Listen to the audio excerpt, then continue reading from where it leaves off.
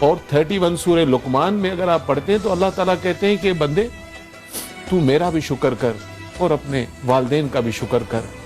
تو بڑا ہی بدنصیب ہوگا جو کہتا ہو کہ میں اللہ کا شکر کرتا ہوں اور ماں باپ کا شکر نہیں کرتا ہو, کیونکہ یہاں شکر کو اپنے شکر کے ساتھ جوڑ دیا.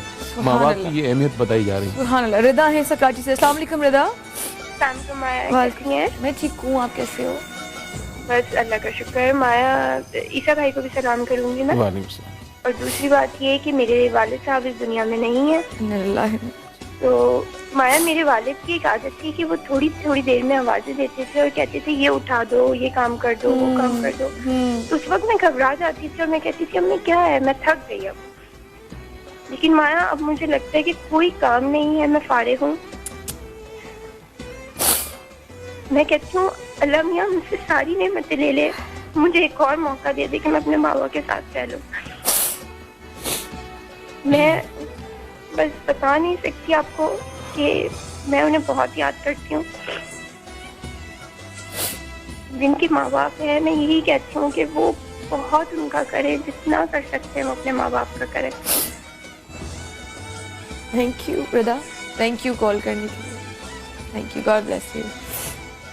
پھر موقع نہیں آتا نا یہ بات سمجھ میں آ جائے. یہ ہماری جو بہن نے بات کی نا, پھر موقع کہ نہیں جب وہ کہتے ہیں تو, اور یہ ہے, یہ مطلب کرتے ہیں بچے, لیکن یہ نعمت جب چھن جاتی ہے نا تو پھر ہم اللہ سے کہتے ہیں پھر ہوتا کچھ نہیں ہے, اور وہ چلے جاتے ہیں, اب موقع کچھ نہیں ہمارے پاس. تو میں یہ کہتا ہوں کہ ہر سورج اپنے ساتھ کچھ لوگوں کو لے جاتا ہے اور کچھ لوگوں کو چھوڑ دیتا ہے. ہمیں نہیں پتا کہ اگلے گھڑیوں میں اس زمین پر کتنے نام کاٹ دیے جائیں گے, کتنے زمین سے اٹھا لیے جائیں گے. بڑا ہی خوش نصیب آدمی ہوگا وہ جس کی سانس بھی چل رہی ہو اور اسے سمجھ بھی آ جائے کہ ماں باپ کی اہمیت کیا ہے.